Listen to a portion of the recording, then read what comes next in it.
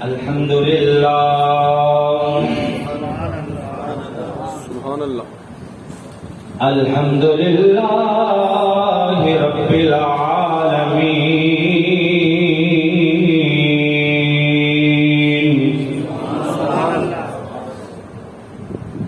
والعاقبة للمتقين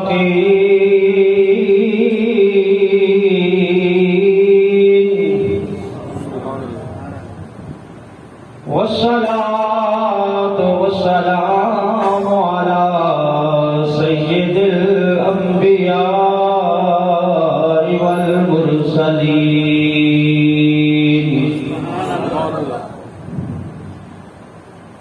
وأصحابه الهادين المهديين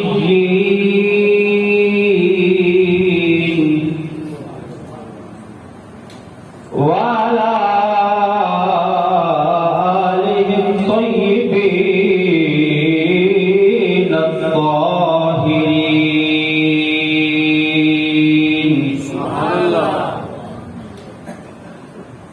وأولياء ملته وعلماء أمته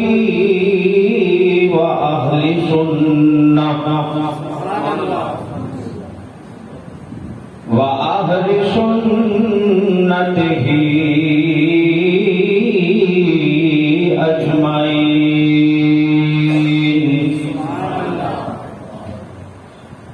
أما بعد فأعوذ بالله من الشيطان الرجيم. بسم الله الرحمن الرحيم.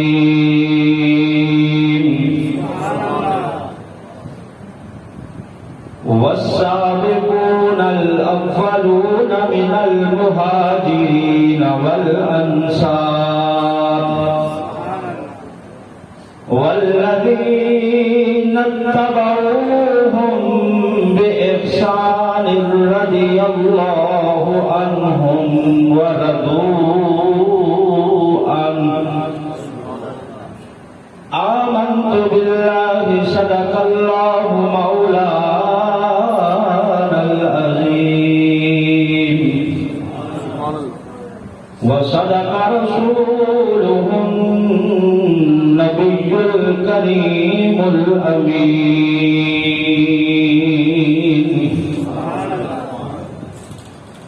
الصلاة والسلام عليك يا رسول الله.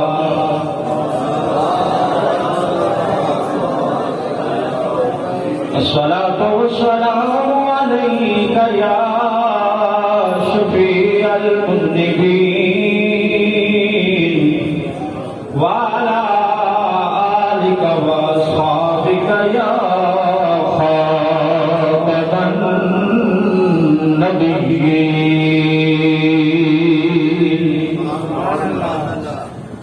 مولاي صل وسلم دائما أبدا على حبيبك خير الخلق كلهم.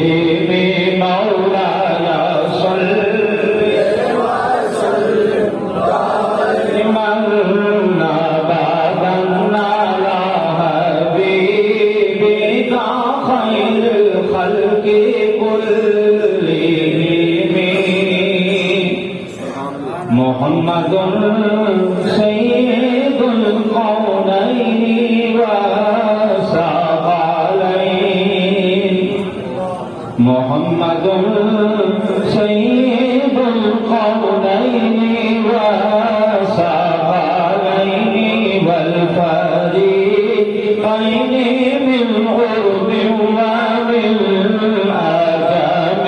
مولاي صل وسلم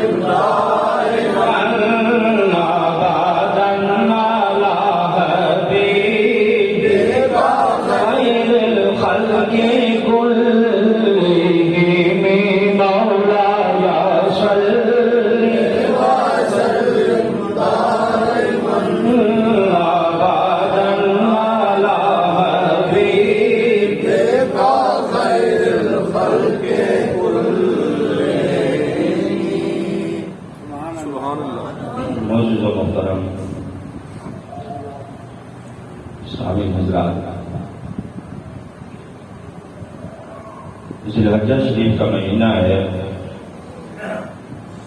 اور آج 19 ذی الحج ہے۔ ذی الحج کا مہینہ جس طرح اور بہت ساری یادیں تازہ کر جاتا ہے، اسی طرح اس مہینے کی 18 تاریخ کو خلیفہ سادس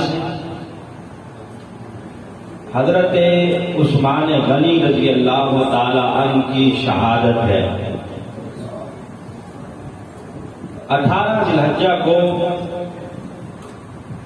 مظلومانہ طریقے سے 40 دن پیاسا رکھ کے حضرت عثمان غنی رضی اللہ تعالی عنہ کو شہید کر دیا گیا۔ لہذا آج اسی مناسبت سے ہم شہادت حضرت عثمان غنی کا تذکرہ کریں گے۔ محتشم شامل حضرات، اسلام لانے کے اعتبار سے حضرت عثمان غنی کا 5واں نمبر ہے۔ خواتین میں سب سے پہلے سیدہ خدیجہ الکبریٰ رضی اللہ تعالی عنہا نے اسلام قبول کیا۔ غلاموں میں حضرت زید نے سب سے پہلے اسلام قبول کیا۔ بچوں میں سب سے پہلے حضرت علی المرتضیٰ رضی اللہ تعالی عنہ نے اسلام قبول کیا، اور اسی طرح جوانوں میں حضرت صدیق اکبر رضی اللہ تعالی عنہ کا پہلا نمبر ہے۔ ان 4 کے بعد 5واں نمبر اسلام لانے کے اعتبار سے جس شخصیت کا ہے، دنیا اسے عثمان غنی رضی اللہ تعالی عنہ کے نام سے یاد کرتی ہے۔ 5ویں نمبر پر آپ نے اسلام قبول کیا، اور یہ جو پہلے مسلمان ہیں نا، جنہوں نے پہلے کلمہ پڑھا ہے، قرآن نے انہیں السابقون کہا ہے۔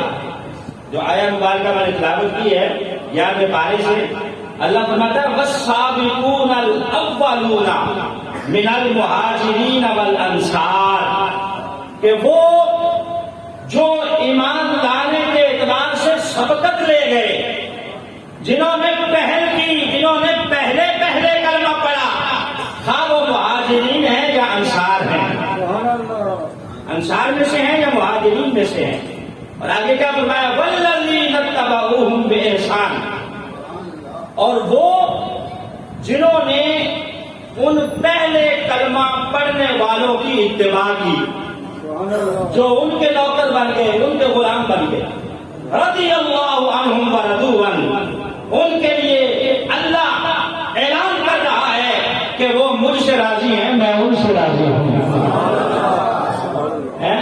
والسابقون الاولون، جو پہلے کلمہ پڑھ چکے ہیں اور جنہوں نے ان کی اتباع کی ہے، جو ان کے غلام ہیں، سب کے لیے اعلان ہے، یا اللہ صرف راضی ہے یا کوئی انعام بھی ہے؟ میں انعام بھی ہے۔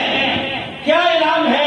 اعدت لهم جنات تجری تحتها الانہار، ان کے لیے میں نے وہ جنت تیار کر رکھی ہے جس کے نیچے نہریں جاری ہیں، خالدین فیہا ابدا، ہمیشہ اسی میں رہیں گے۔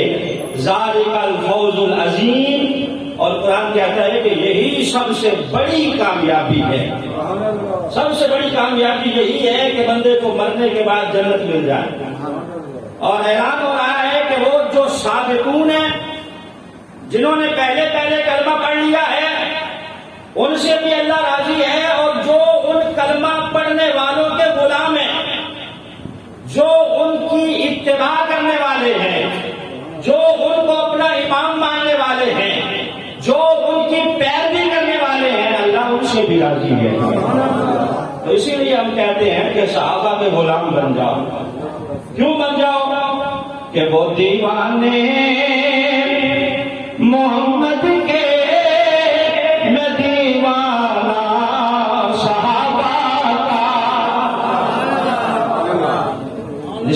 سرکار دو عالم صلی اللہ علیہ وسلم کے ساتھ، اس لیے ان کی اتباع کرنی ہے، اسی لیے کرنی ہے، مل کے پڑھنا ہے کہ وہ دیوانے محمد کے میں دیوانہ صحابہ کا، وہ دیوانے محمد کے میں دیوانہ صحابہ کا، وہ مستانے محمد کے میں مستانہ صحابہ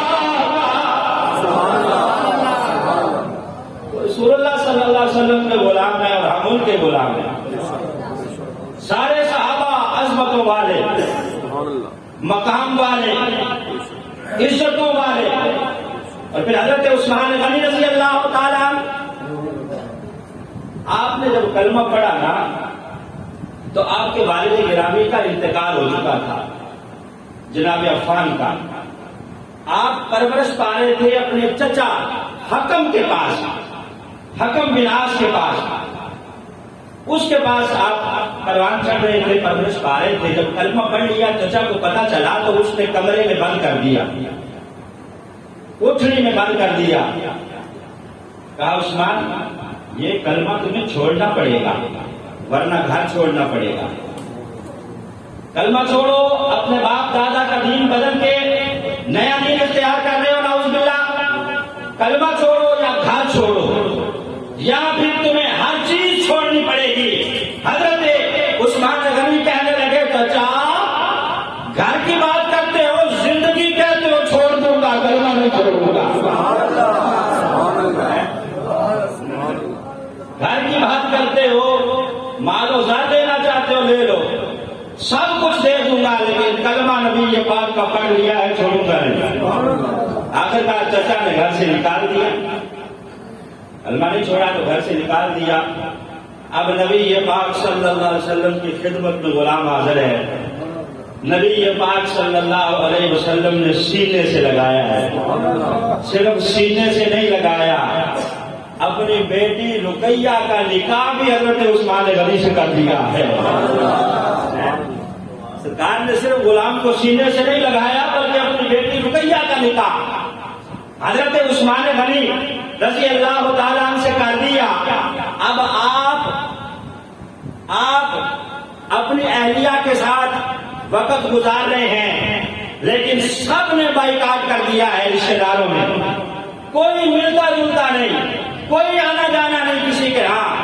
ہجرت حبشہ کا حکم آیا، جو پہلی ہجرت حبشہ کی طرف مسلمانوں نے کی، وہ ہجرت کا جب حکم آیا تو حضرت عثمان غنی اپنی اہلیہ سمیت مکہ سے ہجرت کر کے حبشہ چلے گئے۔ حبشہ کا علاقہ جسے آج کل ایتھوپیا کہا جاتا ہے، ایتھوپیا، وہاں حضرت عثمان غنی اپنی اہلیہ سمیت ہجرت کر کے تشریف لے گئے، اور نبی پاک نے فرمایا کہ حضرت لوط کے بعد جس نے پہلے نمبر پر اپنی اہلیہ سمیت ہجرت کی ہے وہ میرا داماد عثمان ہی ہے، جس کو اللہ نے یہ اعزاز عطا کیا ہے کہ اسلام کے لیے جس نے اپنی بیوی سمیت ہجرت کی ہے حضرت لوط کے بعد، فرماتے ہیں وہ اور کوئی نہیں بلکہ میرا داماد عثمان ہے۔ اور یہ جو ہجرت کی حبشہ کی طرف تو یہ کوئی زمینی راستہ نہیں تھا، سمندری راستہ تھا۔ تو جو بھی دوست بات کی، سمندری راستہ تھا، اور سمندری سفر مشکل سفر ہوتا ہے۔ حضرت رقیہ کی عمر بھی کم تھی، سمندر سے جب بندہ بحری جہاز پہ سفر کرتا ہے تو اس کی گیسز نکلتی ہیں، بیمار پڑ جاتا ہے، بڑے بڑے جوان بیمار پڑ جاتے ہیں، تو حضرت رقیہ حبشہ پہنچ کر بیمار پڑ گئی۔ اب حالت یہ ہے کبھی تندرست کبھی بیمار، کبھی تندرست کبھی بیمار، وقت گزر رہا ہے۔ حبشہ میں خبر پھیل گئی کہ مکہ فتح ہو گیا ہے، نبی پاک نے مکہ پر قبضہ کر لیا ہے، لہذا جتنے مسلمان حبشہ آئے تھے سارے واپس چلے جائیں، سارے واپس مکہ چلے جائیں، کیونکہ مکہ پر نبی پاک کا قبضہ ہو گیا ہے، فتح ہو گیا ہے۔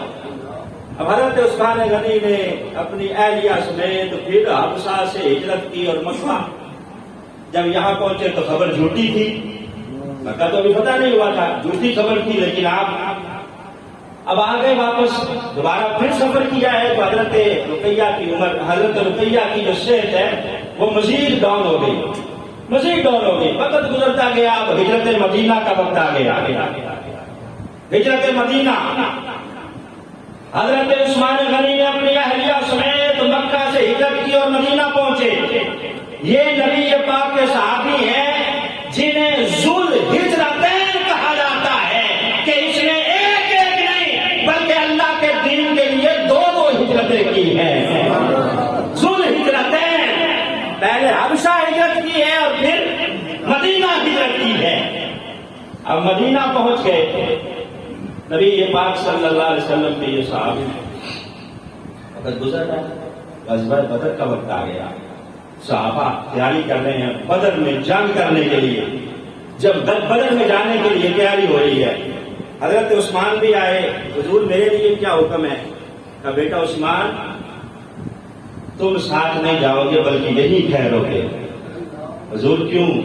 کہا تمہاری بیوی بیمار ہے، اس کا خیال رکھو، اس کی تیمارداری کرو، میں وعدہ کرتا ہوں اللہ تمہیں مجاہد کا ثواب عطا فرمائے گا۔ تم اپنی اہلیہ کا خیال رکھو، بیمار اہلیہ کو چھوڑ کے نہ جاؤ، اس کے پاس ٹھہرو، تمہیں مجاہد کی سبیل اللہ کا اجر ملے گا اور میں تمہیں بدری صحابہ میں شمار کروں گا۔ نبی پاک صلی اللہ علیہ وسلم تشریف لے گئے بدر۔ جب بدر سے واپس آ رہے ہیں، مدینہ کی حدود میں داخل ہو رہے ہیں، حضرت عثمان غنی اپنی بیوی جناب رقیہ کی تدفین کر رہے ہیں۔ بیمار تھی نا، پیچھے سے فوت ہو گئی، تدفین کر رہے ہیں۔ نبی پاک صلی اللہ علیہ وسلم کو پتہ چلا، سرکار جلدی جلدی آئے، قبر میں اپنی بیٹی کو نبی پاک نے اتارا، خود اتارا ہے، اور سرکار دو عالم صلی اللہ علیہ وسلم نے حضرت عثمان کو بدری صحابہ میں شمار کیا اور مال غنیمت میں سے جتنا حصہ ہر مجاہد کو دیا اتنا عثمان غنی کو بھی دیا۔ اور کسی صحابی نے اعتراض نہیں کیا کہ حضور یہ کیا ہے، گھر بیٹھے رہے، ہم جنگ لڑتے رہے، انہیں بھی اتنا حصہ دیا جا رہا ہے جتنا ہمیں مل رہا ہے۔ کسی نے اعتراض نہیں کیا، کیوں؟ صحابہ جانتے تھے نبی مختار کل ہے، جس کو جو چاہے عطا کر دے۔ نبی مختار کل ہے، اللہ نے مختار کل بنایا ہے، جسے جو چاہے عطا کر دے۔ سب نے سر تسلیم خم کیا۔ اب رفیق حیات حضرت رقیہ کا وصال جو ہو گیا تو حضرت عثمان غم زدہ رہنے لگے، پریشان رہنے لگے۔ حضرت علی رضی اللہ تعالیٰ عنہ فرماتے ہیں جب نبی پاک کو پتہ چلا کہ عثمان پریشان ہے، سرکار نے بلایا، پوچھا کہ عثمان کیوں پریشان ہو؟ کہا حضور اہلیہ کا وصال ہو گیا ہے اور آپ کے ساتھ جو رشتہ تھا وہ رشتہ ختم ہو گیا ہے۔ نبی پاک نے کہا عثمان پریشان نہ ہو، میں اپنی دوسری بیٹی ام کلثوم کا نکاح تجھ سے کر رہا ہوں۔ اور سرکار کی حدیث ہے، سرکار فرماتے ہیں کہ میں نے جو رشتہ لیا ہے یا رشتہ دیا ہے اپنی مرضی سے نہیں دیا، جب کہ میں نے کسی سے رشتہ کیا ہے یا رشتہ دیا ہے جبریل آئے ہیں، اس نے آ کے کہا ہے کہ یا رسول اللہ، اللہ فرما رہا ہے اس کا نکاح اس کے ساتھ کر دیجئے، تو کائنات میں عثمان وہ ہیں جن کی دفعہ جبریل 2 مرتبہ آئے ہیں اور آ کے کہا ہے حضور اپنے بچیوں کا نکاح عثمان سے کر دیجئے۔ یہ اعزاز صرف حضرت عثمان غنی کو حاصل ہے۔ پوری تاریخ اٹھا کے دیکھیں، حضرت آدم سے لے کے نبی پاک تک جتنے انبیاء گزرے ہیں، کسی نبی کے، کسی امتی کے گھر میں کسی نبی کی 2 بیٹیاں نہیں آئیں یکے بعد دیگرے۔ کسی امتی کے گھر میں کسی نبی کی 2 بیٹیاں نہیں ہیں، اگر آئی ہے تو حضرت عثمان کے گھر میں آئی ہے۔ حضرت ام کلثوم رضی اللہ تعالی عنہا، آپ کے بطن تن سے اللہ نے 2 بیٹے عطا فرمائے، نام تھا عبداللہ اور ابان۔ ایک روایت میں ہے کہ ایک ہی بیٹا اللہ نے عطا فرمایا، نام عبداللہ تھا، اور بعض روایت میں ہے کہ 2 بیٹے عطا فرمائے، ایک کا نام ابان اور ایک کا نام عبداللہ۔ یہ عبداللہ اسی طرح نبی پاک کے نواسے ہیں جس طرح حضرت امام حسین نواسے ہیں، ہے نا اسی طرح نواسے، وہ حضرت فاطمہ کے صاحبزادے اور یہ حضرت ام کلثوم کے صاحبزادے ہیں، تو نبی پاک صلی اللہ علیہ وسلم کے نواسے حضرت عبداللہ، دو بیٹے اللہ نے عطا فرمائے، دو بیٹیاں نبی پاک کی آپ کے نکاح میں آئی ہیں، اسی لیے آپ کو ذوالنورین کہا جاتا ہے۔ کیا کہا جاتا ہے بھائی؟ کیا کہا جاتا ہے؟ ذوالنورین، دو نوروں والا۔ اور یہ ہم بھی نہیں کہتے، دوسرے بھی آپ کو ذوالنورین کہتے ہیں۔ حضرت عثمان غنی کا جب تذکرہ کرتے ہیں تو ذوالنورین کانفرنس، اس عنوان سے اشتہار بنوا کے جو ہے وہ لگواتے ہیں، مانتے ہیں کہ آپ ذوالنورین ہیں۔ ان سے پوچھا جائے کہ کیوں ذوالنورین ہیں؟ اس لیے ہے کہ سرکار کی دو بیٹیاں ان کے نکاح میں ہیں، دو نور آئے ہیں، اس لیے ذوالنورین کہا جاتا ہے۔ تو جن کی بیٹیاں نور ہیں وہ باپ نور نہیں ہوگا؟ نعرہ تکبیر، نعرہ رسالت، نعرہ رسالت، نعرہ تحقیق۔ بیٹیوں کو تو نور مانتے ہیں اور عثمان کو ذوالنورین کہتے ہیں، لیکن باپ کو نور نہیں مانتے۔ اعلیٰ حضرت عظیم البرکت آپ نے کیا خوب ترجمانی فرمائی۔ آپ فرماتے ہیں نور کی سرکار سے پایا دوشالہ نور کا، دو شالہ یعنی دو نور پائے۔ کس نے؟ حضرت عثمان غنی نے۔ کیا ترجمہ کیا کہ نور کی سرکار سے پایا دوشالہ نور کا، ہو مبارک تم کو ذوالنورین جوڑا نور کا، ہو مبارک تم کو ذوالنورین جوڑا نور کا۔ اور جو گدا دیکھو بھرے جاتا ہے توڑا نور کا، نور کی سرکار ہے کیا اس میں توڑا نور کا۔ اور میں گدا تو بادشاہ بھر دے پیالہ نور کا، نور دل دونا تیرا دے ڈال صدقہ نور کا۔ اللہ رحمت ہے، ہمیں بھی ایک پیالہ عطا کر دیجئے سرکار نور کا۔ میں گدا تو بادشاہ بھر دے پیالہ نور کا، نور دل دونا تیرا دے ڈال صدقہ نور کا۔ حضرت عثمان غنی رضی اللہ تعالیٰ عنہ ذوالنورین اور ہجرت کر کے مدینے آئے ہیں، مسلمان مدینے میں رہ رہے ہیں۔ ایک صحابی کا بیٹا رات کو اٹھا، رونے لگا۔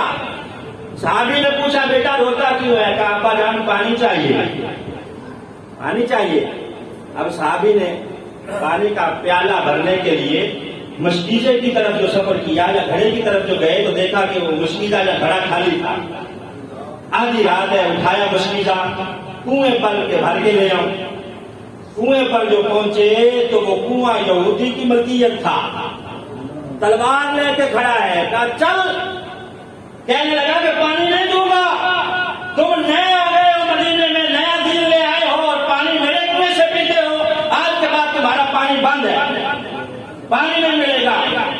اب یہ صحابی وہاں سے پلٹے ہیں خالی مشکیزہ لے کر سیدھے نبی پاک صلی اللہ علیہ وسلم کے پاس۔ آدھی رات کا وقت ہے، سرکار دو عالم صلی اللہ علیہ وسلم کے پاس آئے ہیں۔ نبی پاک صلی اللہ علیہ وسلم نے دروازہ کھولا۔ میں خیر ہے؟ صحابی سے پوچھا کہ حضور یہ معاملہ ہوا ہے، پانی لینے گیا تھا، یہودی نے دیا نہیں۔ کہتا ہے کہ کنواں تمہاری ملکیت نہیں ہے، میری ملکیت ہے، اگر پانی لینا ہے تو اس کنویں کو خریدو یا نیا کنواں نکالو یا اس میں شرکت داری کرو، شریک ہو جاؤ، مفت میں پانی نہیں ملے گا۔ نبی پاک نے پریشان نہ ہو، ابھی تھوڑی دیر ہوئی ہے، عثمان میرے پاس سے اٹھ کے گیا ہے، ذرا جا اس کو گھر سے بلا کے لا۔ سر کے جھاگ نبی پاک کی نظر انتخاب پر نظر پڑی ہے تو حضرت عثمان غنی کو پڑی، ذرا اس کو گھر سے بلا کے تو لا۔ حضرت عثمان غنی کا دروازہ کھٹکھٹایا، صحابی نے بلا کے لے آئے نبی پاک کے پاس، کہا حضور غلام حاضر ہے، خیریت ہے؟ کہا اس طرح پانی نہیں دیا یہودی نے، کہتا ہے کہ کنواں خریدو، کیا خیال ہے خرید نہ لیں؟ کہا حضور خرید لیتے ہیں، ٹھہرے میں ابھی آتا ہوں۔ سبحان اللہ۔ کہا حضور میں ابھی آتا ہوں۔ آدھی رات گئے ہیں، گھر سے تھیلا بھرا اشرفیوں کا، دیناروں کا لا کے نبی پاک کے قدموں میں رکھ دیا، کہا حضور جائیے، جتنے میں دیتا ہے خرید لیجیے۔ کہا حضور خرید لیجیے۔ کہا عثمان یار خود جا کے سودا کر کے لے آ۔ حضرت عثمان غنی گئے، 35,000 دینار اس کو دیے، آدھا کنواں خریدا، خرید کے نبی پاک کو خوشخبری سنائی اور کہا حضور خریدا میں نے ہے، بظاہر مالک میں ہوں لیکن میں مسلمانوں کے لیے وقف کرتا ہوں، مسلمانوں کے لیے وقف کرتا ہوں۔ مفت میں حضرت عثمان غنی نے مسلمانوں کے لیے وہ کنواں وقف کیا، رب کعبہ کی قسم ہے اسی کنویں سے نبی پاک بھی پانی پیتے رہے، حضرت علی بھی پانی پیتے رہے، سیدہ فاطمہ بھی اسی کنویں سے پانی پی رہی ہے، اہل بیت سارے اسی کنویں کا پانی استعمال کر رہے ہیں۔ او محبان اہل بیت کا دم بھرنے والوں اور اہل بیت کی محبت کی آڑ میں حضرت عثمان پہ انگلیاں اٹھانے والوں، ذرا یہ تو دیکھا کرو کہ اہل بیت جس کنویں کا پانی پیتے رہے وہ کسی اور کی نہیں، عثمان غنی کی ملکیت ہے۔ اہل بیت جس کنویں کا پانی استعمال کرتے رہے وہ حضرت عثمان غنی نے خریدا ہے اور خرید کے مسلمانوں کے لیے وقف کیا ہے۔ اور نبی پاک کی حدیث ہے جس نے نیکی کی ہے، جس نے جو نیک کام کیا ہے، قیامت تک جتنے مسلمان اس سے استفادہ کریں گے سب کا ثواب اللہ اس نیکی کرنے والے کو عطا فرمائے گا۔ جتنے مسلمانوں نے پانی پیا، استعمال کیا، وضو کیے، غسل کیے، وہ سارا ثواب کس کو مل رہا ہے؟ حضرت عثمان غنی کو، بے روما ہے، سارا ثواب حضرت عثمان غنی کو مل رہا ہے۔ اب مسلمانوں کی تعداد بڑھ رہی ہے، زکوٰۃ کا حکم آ گیا، زکوٰۃ کے جانور جمع ہو گئے، بہت زیادہ بکریاں جمع ہو گئی زکوٰۃ کی۔ اب صحابہ بکریاں چرانے کے لیے چراگاہوں میں جاتے ہیں تو یہودی چرانے نہیں دیتے، آگے تلواریں لے کے کھڑے ہیں کہ چلو ہماری زمین ہے ہم کو چرانے دے، ہماری زمین ہے تم نیا دین لے آئے ہو، اپنی بکریاں کہیں اور جا کے چلاؤ، ہاں اگر چرانی ہے یہاں تو زمین خریدو، خرید کے چلاؤ، ہماری چراگاہوں میں تم اپنے جانور نہیں چرا سکتے۔ اب صحابہ نبی کے پاک کے پاس، حضور کیا کریں، یہودی تو اب جانور بھی نہیں چرانے دیتے۔ اب پریشان نہ ہو، جاؤ عثمان کو بلا کے لاؤ۔ سبحان اللہ، بڑی ہی آپ نے کہا عثمان کو بلا کے لاؤ۔ لایا گیا، کہا عثمان یار یہ معاملہ ہے، اب یہودیوں نے تو جانور چرانے سے بھی منع کر دیا ہے، کہتے کہ اپنی زمین خریدو۔ کہا حضور کوئی زمین کا ٹکڑا بک رہا ہے؟ کہا ہاں، عرض بقی ہے، بقی کی زمین وہ بک رہی ہے اور بڑی اچھی زمین ہے، سبزہ وہاں بہت ہے، وہ بک رہی ہے۔ حضور نبی پاک صلی اللہ علیہ وسلم فرمانے لگے کہ وہ خرید لیتے ہیں۔ حضرت عثمان غنی رضی اللہ تعالی عنہ آپ نے پتہ کروایا کہ کتنے کی گئے، اتنی رقم 20,000 درہم یا اس سے زائد جتنی بھی تھی گھر سے لائے، لا کے نبی پاک صلی اللہ علیہ وسلم کے قدموں میں رکھ دی۔ کہا حضور جا کے خرید لیجیے۔ کہا عثمان ٹھہرو، کوئی چیز خریدنے کا اصول یہ ہے پہلے چیز دیکھی جاتی ہے، پہلے جا کے مال دیکھو تو صحیح پھر خرید لینا۔ کہا حضور مال کو دیکھتے ہیں جو تاجر ہوتے ہیں، عاشق مال نہیں دیکھتے بلکہ محبوب کے چہرے کا جمال دیکھا کرتے ہیں۔ حضور مجھے کیا لگے زمین کیسی ہے؟ آپ نے کہا خریدنی ہے تو بس خریدنی ہے، حضور خرید لیجیے، جتنی رقم چاہیے میں دینے کے لیے تیار ہوں۔ رب کعبہ کی قسم ہے، بقی کی زمین اگر کسی نے خرید کے دی ہے تو عثمان غنی نے خرید کے دی ہے۔ مسلمان بڑھ گئے۔ اب یہودیوں کو جب مدینے سے نکال دیا گیا تو اب اجازت تھی جہاں مرضی جانور چلائے جائیں، جہاں مرضی مسلمان جانور چلا رہے تھے۔ اب ظاہر مسلمان بڑے جو تو نبی کے پاک نے فرمایا عثمان یار ان مسلمانوں نے مرنا بھی ہے، ان کے لیے قبرستان بھی چاہیے، ظاہر ہے جینا ہے تو مرنا بھی ہے تو قبرستان کی جگہ بھی چاہیے۔ عثمان کیا کرے، وہ جو بقی کا ٹکڑا تم نے خریدا تھا اسے قبرستان میں نہ تبدیل کر دے، کیونکہ اب جہاں مرضی ہم جانور چلا سکتے ہیں، اب ہمارا مدینہ طیبہ پہ کنٹرول ہے، یہودیوں کو نکال دیا گیا۔ وہ زمین جو تم نے خرید کے دی تھی بقی کا ٹکڑا، اسے قبرستان کیوں نہ بنا دیا جائے؟ کہا حضور آپ کی مرضی۔ کہا چلو میرے ساتھ۔ کہا تیر بھی لے لو، تیر کمان بھی لے لو، تم بھی چلو، ابو بکر تم بھی چلو، عمر تم بھی چلو، طلحہ زبیر یہ سارے صحابہ ساتھ ہو لیے، بقی کی زمین پہ نبی پاک تشریف فرما ہو گئے۔ کہا عثمان تم نے یہ زمین خریدی تھی، بتاؤ اس کی نشاندہی کرو، اس کا پہلا بننا کون سا ہے؟ اب حضرت عثمان غنی پہلے بننے پہ وہ جو بننا سا ہوتا ہے بنا ہوا، اس پہ کھڑے ہو گئے، حضور جہاں سے اس کی ابتدا ہوتی ہے۔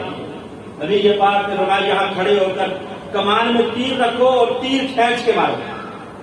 حضرت عثمان غنی نے تیر کو کھینچ کے مارا، جہاں جا کے وہ تیر گرا، نبی یہ پاک فرمانے لگے عثمان جہاں تم کھڑے ہو یہاں سے لے کر وہاں تک جہاں تیر گرا ہے یہ زمین اب بقی کی زمین نہیں رہی بلکہ جنت البقی بن گئی ہے۔ اب یہ عرض بقی نہیں رہی، میں بشارت دے رہا ہوں کہ جنت البقی بن گئی ہے، یہ جنت کا ٹکڑا بن گئی ہے۔ حضرت عثمان رونے لگے۔ کہا کیوں رو رہے ہو؟ کہا حضور پہلے بتاتے کہ جنت بننی ہے میں زور تھوڑا زیادہ لگا دیتا۔ پہلے بتاتے میں تیر طرح زور سے مارتا تھا کہ جنت بڑھ جاتی ہے۔ یہ حضرت عثمان غنی کی محبت ہے نبی پاک کے ساتھ۔ وہ جو جنت البقی کا قبرستان ہے نا، وہ کس کی ملکیت ہے؟ حضرت عثمان غنی کی ملکیت ہے، آپ نے خریدا ہے، اور رب کعبہ کی قسم ہے وہی حضرت سیدہ فاطمہ کی قبر مبارک بھی ہے اور حضرت امام حسن کی قبر مبارک بھی ہے۔ بقی کی جو اونچی زمین ہے نا وہاں حضرت عثمان غنی کی قبر مبارک ہے۔ ایسے لگ رہا ہے کہ بقی والوں کی کابینہ کا جو اجلاس ہو رہا ہے اس کی صدارت حضرت عثمان غنی کر رہے ہیں۔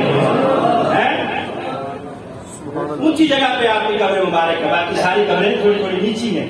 تو حضرت عثمان غنی رضی اللہ تعالیٰ عنہ نے یہ زمین خریدی ہے اور خرید کے مسلمانوں کے لیے وقف کی ہے۔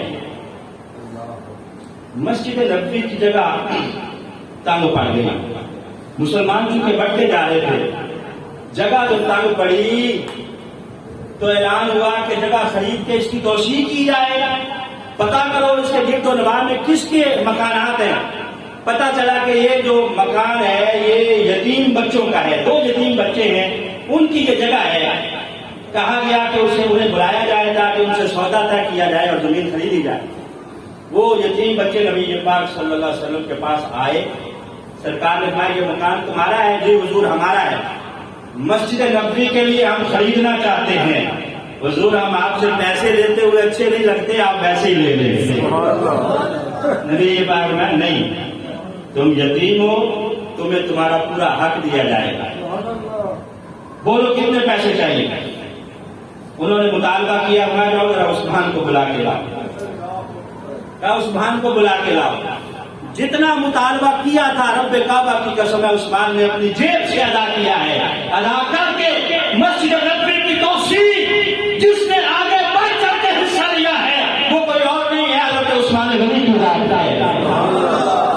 اتنے احسانات اسلام کے اوپر کس کس کا تذکرہ کرنا ہے؟ غزوہ تبوک کا موقع ہے، جیش العسرہ تنگ دستی کا لشکر تیار ہو رہا ہے، تنگ دستی ہے، تنگ دستی، حالات اچھے نہیں ہیں صحابہ کے۔ نبی پاک نے فرمایا کہ جانا ہے جنگ پر، مدد کرو مجاہدین کی۔ یہ وہی جنگ ہے جس جنگ کے موقع پر حضرت ابو بکر گھر کا سارا سامان لے آئے تھے، حضرت فاروق اعظم آدھا سامان لے آئے تھے، مجمع لگا ہوا ہے۔ سرکار فرمایا کون ہے جو مدد کرے گا مجاہدین کی؟ حضرت عثمان کھڑے ہوئے، کہا حضور 100 اونٹ بھی دوں گا، ان کا سامان بھی دوں گا، 100 اونٹ بھی دوں گا، ان کا سامان بھی دوں گا۔ پھر نبی پاک میں ہے کوئی جو مجاہدین کی مدد کرے؟ عثمان کی طرح کون ہے جو مدد کرے گا؟ کوئی کھڑا نہیں ہوا۔ رب کعبہ کی قسم ہے پھر کھڑا ہوا ہے، حضرت عثمان کھڑے ہوئے، کہا حضور 100 اونٹ اور لکھ لو، 200 اونٹ، 200 اونٹ۔ اب آپ دیکھیں کہ اونٹ کی قیمت اس وقت کتنی ہوگی اور قدر کتنی ہوگی۔ یہ ابھی آپ کی قربانی گزری ہے، اونٹ آپ نے خریدے ہوں گے 2.5 2 2 3 3 4 4 5 5 لاکھ کا اونٹ خریدا ہے، اور ہم جب دین کے لیے دیتے ہیں تو ہم کہتے ہیں چمڑی جائے دمڑی جائے، دمڑی نہ جائے۔ جیب پہ جب ہاتھ ہم ڈالتے ہیں تو بڑا اندر سے دل دھڑکتا ہے کہ چمڑی جائے لیکن دمڑی نہ جائے۔ خدا کی قسم حضرت عثمان غنی ہے۔ تیسری مرتبہ اعلان ہوا کون ہے جو مجاہدین کی مدد کرے گا؟ خدا کی قسم عثمان غنی کھڑے ہوئے، کہا حضور 300 اونٹ تم دوں گا۔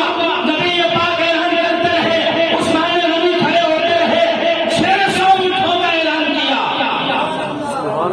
600 اونٹوں کا، 600 اونٹ بھی دوں گا، ان کا سامان بھی دوں گا۔ اور ماں نے لکھا ہے کہ سامان کیا دیا؟ مجاہدین کو جو جوتے دیے ان جوتوں کے تسمے بھی عثمان غنی نے عطا فرمائے۔ اعلان مجلس میں کیا تھا 600 اونٹوں کا، جب گھر سے لے کے آئے ہیں تو 950 اونٹ لے کے آ رہے ہیں، 950 اونٹ۔ کہا حضور یہ 950 اونٹ بما ساز و سامان قبول فرما لیجیے۔ حضور کیوں نہ 1000 کی فکر پوری کر دوں؟ اب اونٹ تو مزید نہیں ہے، 50 گھوڑے بھی لکھ لیں تاکہ 1000 پورے ہو جائیں۔ اللہ اکبر۔ جب حضرت عثمان غنی رضی اللہ تعالیٰ عنہ نے جو معاملہ کیا نا تو نبی پاک صلی اللہ علیہ وسلم ممبر پہ بیٹھے ہیں، کہا حضور ٹھہر جائیں، ابھی گھر میں اشرفیاں اور دینار بھی ہیں وہ بھی لے آؤں، وہ تھیلیاں بھی لے آئے۔ اب نبی پاک نے جھولی میں ساری اشرفیاں پلٹ دی اور پلٹ کے یوں کر رہے ہیں اشرفیوں کو، کبھی یوں کر رہے ہیں کبھی یوں، اور ساتھ ہی کہہ رہے ہیں عثمان تمہیں مبارک ہو، آج کے بعد تمہارا کوئی عمل تمہیں نقصان نہیں دے گا، جو کام بھی کرو گے نیکی لکھا جائے گا، جاؤ ہر کام کے بدلے میں اللہ تمہیں نیکی ہی عطا فرمائے گا۔ یہ حضرت عثمان غنی رضی اللہ تعالیٰ عنہ، شان دیکھیں، مقام دیکھیں جناب عثمان غنی رضی اللہ تعالیٰ عنہ کا ہے۔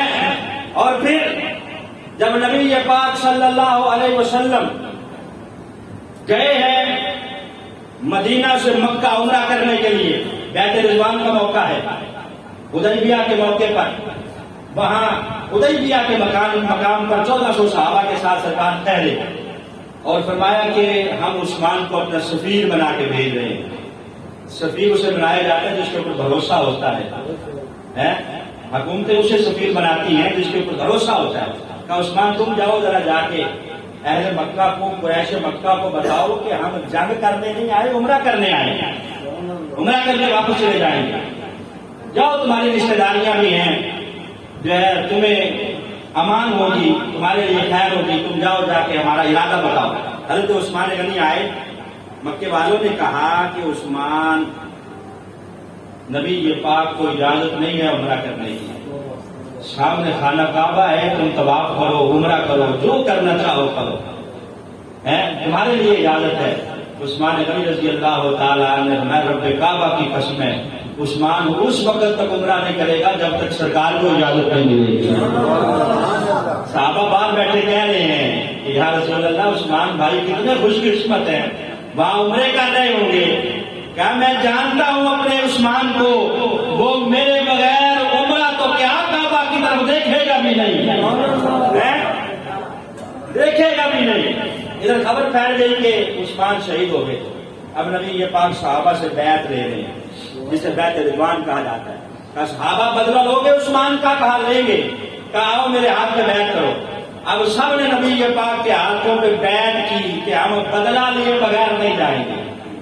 سرکار دو عالم صلی اللہ علیہ وسلم نے اپنے سیدھے ہاتھ کو عثمان کا ہاتھ قرار دیا، میں عثمان کی طرف سے میں بیعت کر رہا ہوں۔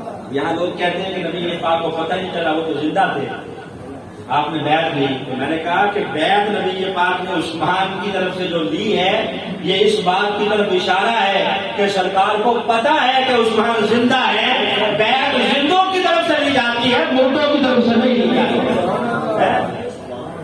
اور جب بیعت لی نا، اوپر اپنا ہاتھ رکھا صحابہ کے.